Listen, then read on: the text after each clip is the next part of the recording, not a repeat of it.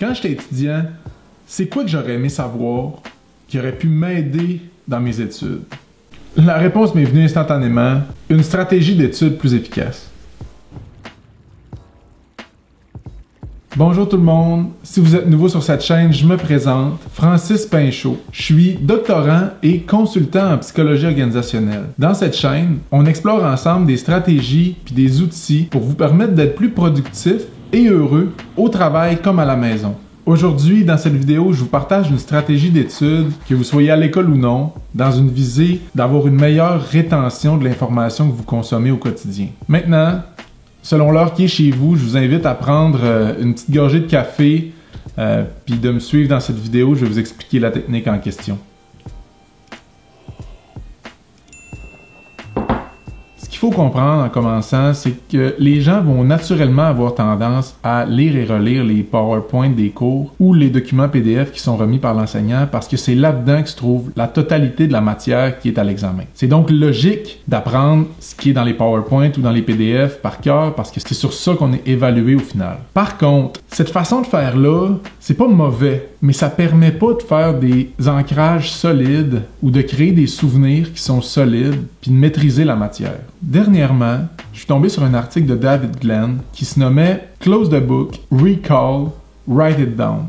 Dans son texte, l'auteur nous partage que pour apprendre plus efficacement, il faut se doter d'une stratégie qui nous permet de travailler la matière, de jouer avec la matière, de jouer avec les concepts pour en créer un souvenir plus fort, c'est-à-dire une trace mnésique plus profonde, comme on pourrait dire dans le jargon. Jusqu'à présent, ça ressemble beaucoup à la technique que je pouvais utiliser quand j'étais au bac, c'est-à-dire lire, relire, prendre des notes. Par contre, là où David Glenn, dans son article, ajoute une distinction, c'est que pour apprendre quelque chose, il faut le comprendre puis l'intégrer. Donc, concrètement, qu'est-ce que ça veut dire? C'est qu'après avoir lu, relu et annoté vos notes de cours, vous devriez tout mettre ça de côté, prendre un instant puis essayer de vous remémorer, que ce soit en écrivant sur une feuille de papier tout ce dont vous vous souvenez ou simplement en récitant à voix haute ou dans votre tête la matière puis l'information que vous venez d'apprendre. Dans son article, il y a des éléments intéressants que je voulais vous lire, puis c'est les suivants. Selon cette étude, il semblerait que les personnes utilisant des stratégies d'études basées sur la récitation et les cartons quiz obtiendraient systématiquement de meilleurs résultats lors d'examens que ceux qui ne font que relire leurs notes. C'est quand même intéressant. Puis ça va venir en complément avec la technique que je vais vous partager dans les prochains instants. Au contraire, relire ces notes pourrait même nuire à l'étude, selon une étude publiée en 2009 dans Psychological Science. La relecture induirait chez le lecteur un faux sentiment de confiance, car le texte lui semble familier.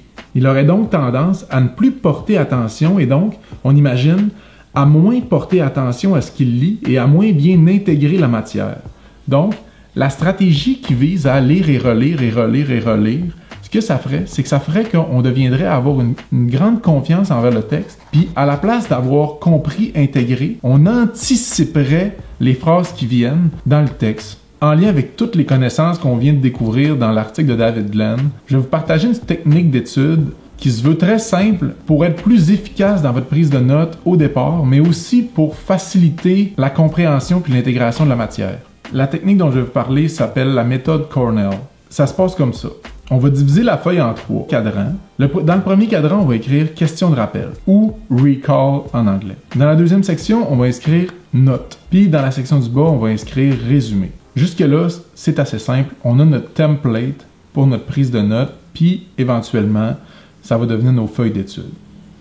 Qu'est-ce qu'on va faire? C'est qu'on va utiliser les 3 premières étapes qu'on a découvertes dans notre article. C'est-à-dire, on va lire, on va annoter, puis on va relire. Ça, pour faire ces étapes-là, on va se servir de la section notes. Dans la section notes, on va prendre tout ce qu'on juge qui est le plus pertinent de l'article qu'on est en train de lire ou des diapos des PowerPoint. Donc, une fois qu'on a fait ça, on a notre section notes qui est complétée.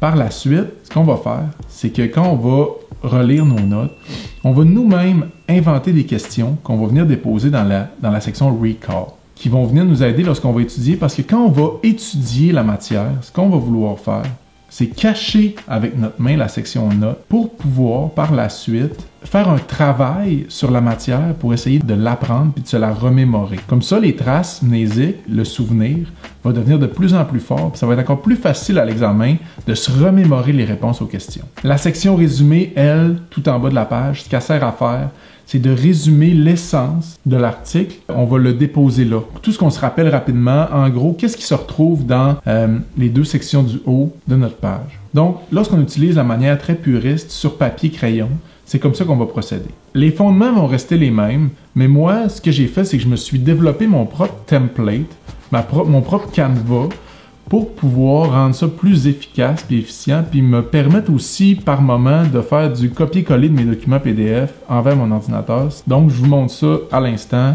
On change d'angle de caméra. Je vais passer sur mon ordinateur. Donc, nous voici dans l'ordinateur. Je vais me diriger vers Notion, l'application que j'utilise le plus fréquemment pour aller dans mes articles que j'ai lus dernièrement.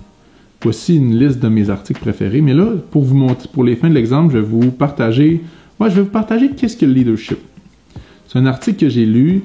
Ce que je fais, grosso modo, moi, c'est que je mets un peu d'informations là par rapport à c'est qui l'auteur, ça a été créé quand est-ce que j'ai lu ça finalement, quand est-ce que j'ai pris mes notes. Où j'ai trouvé cet article-là, c'est dans la revue Gestion, l'année de publication 2012. Vu que j'enseigne, c'est dans un cours dans lequel j'utilise cette matière-là. Le statut, c'est terminé, mais ici, il pourrait être à lire en cours terminé. Donc, est-ce que c'était pour le fun? Ça, j'ai ajouté ça après avoir lu ce livre-là, mais non, c'était pour l'université. Et quel genre c'est pour me permettre plus facilement de retrouver cette information-là plus tard.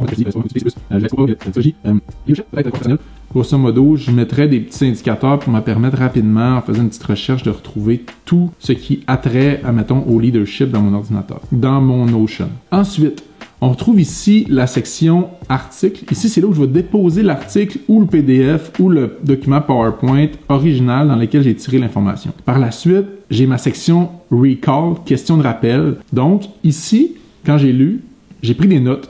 Le leadership, ça peut être orienté vers le bon comme vers le mauvais. Il ne se réduit pas à la sphère d'autorité, il ne concerne pas uniquement le changement, il est toujours localisé, il peut être exercé par tout le monde. Enfin, il n'est ni inné ni acquis. Donc, une fois que j'avais eu cette information-là, dans le texte, c'était probablement écrit « Voici la définition du leadership » ou quelque chose de même. Moi, j'ai jugé que c'était de l'information pertinente et intéressante. Fait que je l'ai noté.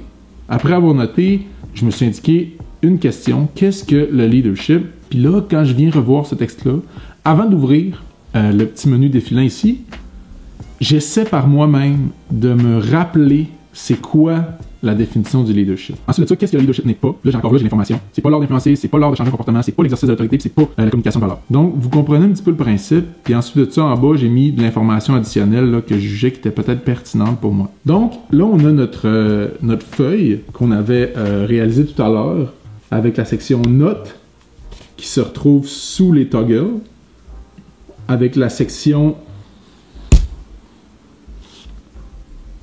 recall qui, dans le fond, avec la section notes, avec la section recall, qui est nos questions de rappel, puis on a la section résumé, en quelques lignes, résumer l'essence du texte lu et les principaux faits saillants.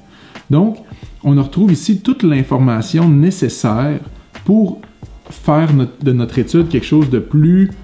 faire de notre étude quelque chose qui va nous permettre de comprendre puis d'intégrer la matière davantage que de simplement lire et relire des documents à l'infini. Puis j'ai ajouté une petite section qui s'appelle Basket. C'est un peu la poubelle. C'est là où j'ajouterais peut-être toute l'information que je juge qui est pas nécessairement pour étude ou pour je sais pas quoi, mais j'ai mis ça en me disant que cette section-là, ça indique les idées qui viennent, les constats ou les autres informations qui peuvent être pertinentes, mais que je sais pas où mettre.